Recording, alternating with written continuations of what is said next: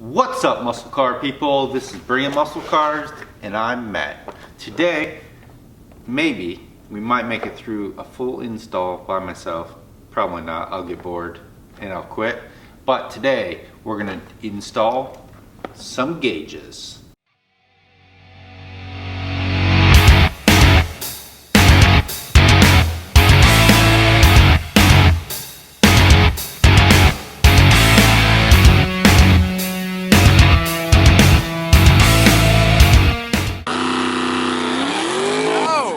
Now, I already have some gauges in the car. One thing I do not have, I'm running a Big Stuff 3. I do not have a speedo. So we got a speedo right here, GPS, autofocus, is it gonna focus?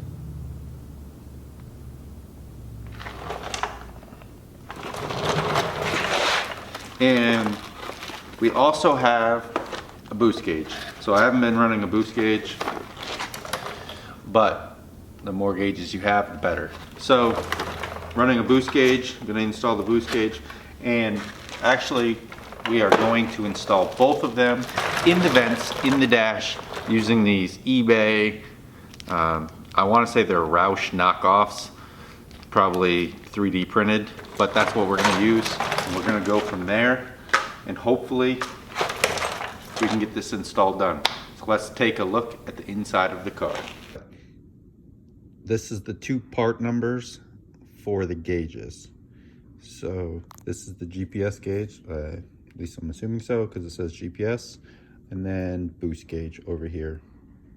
And I got both of these from Summit. I think they shipped the next day, but if you have any questions, let me know. Okay, so from the driver's seat, this is where center of the dash is. This is where the gauges are gonna go. So we have some down here now. We have the oil pressure, we have the air fuel ratio, and the fuel pressure. So then we're gonna put the speedo here and the boost gauge right there. So we gotta pop all this stuff out. We have to take this stuff out. We even have to take the dash out here, I think, to get to those. That's just ends up how you have to do it. The airbag parts right here, that's no problem. There's no airbag, so Ford, can you please stop sending me the recall? Thank you. You can see why we have to take the dash off, because there's 2 screws there and there's 2 bolts over here too. So, all right, let's get to it. Okay, sorry about the shadow, but to remove these 2 trim pieces, you have to start by moving the center console. Mine's not bolted down anymore. I mean, when it's in tight, but you have to move the center console first and then snap these 2 out on the sides. And then these bolts here that you have to take out, they are all 7mm, which is kind of an odd size, but they're 7mm, so that's what you're gonna need. So we're gonna get to that, and then we're gonna work on taking the dash out. So we're gonna remove those bolts and go from there.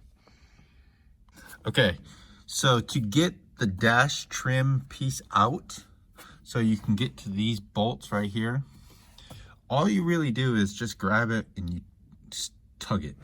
And you're gonna have to lower the steering wheel down. It would be much easier if I had a cool racing steering wheel. Maybe we'll do something about that later. But that's really all it takes to get that out. And actually what I'm gonna try to do is I'm gonna take the gauges out here, and I'm going to try to get to the boost gauge back here and run that hose to the new boost gauge. So we'll see how that goes. Okay, so what I did was, you can't really see. So I took a step drill and I just drilled 2 holes there to run the wires through there. So I'm gonna run the wires now and then wire it up after, once we get the gauges all in. All right, so I wired up the gauges. The Speedo comes with 2 different wiring harnesses, but we only need one because we're not plugging it into AEM Infinity system or anything. And you'll have a couple wires that you don't use, and the boost gauge is all wired up. We just tapped into power wires and ground wires for the gauges down below. So now all I have to do is put all the bolts back in and the dash and everything. Have it all bolted back up. I ran the GPS on this side. I'm gonna get some double-sided tape and put right here. It made it a lot easier because I don't actually have the airbag, and I keep getting the airbag recall saying I'm gonna die. If you need the airbag, go get the airbag, but obviously I'm not running the airbag. I got a Big Stuff 3 in its place, which works a lot better than the airbag. So I can still close my glove box, and the GPS, once I get some double-sided tape, will go right here. So hopefully it gets clear enough signal and picks up my speed. The paperwork on here, it says it goes to 160, but the paperwork says like 255 or something like that. I think I should be good with 255. So, all right, let's finish this install up. So on the boost gauge, this is the connector. This comes with it. It's the, I don't know, boost sensor, I guess. And then I tapped into the factory boost line. So we're just gonna tuck it here. Should be no problem right there. And go from there.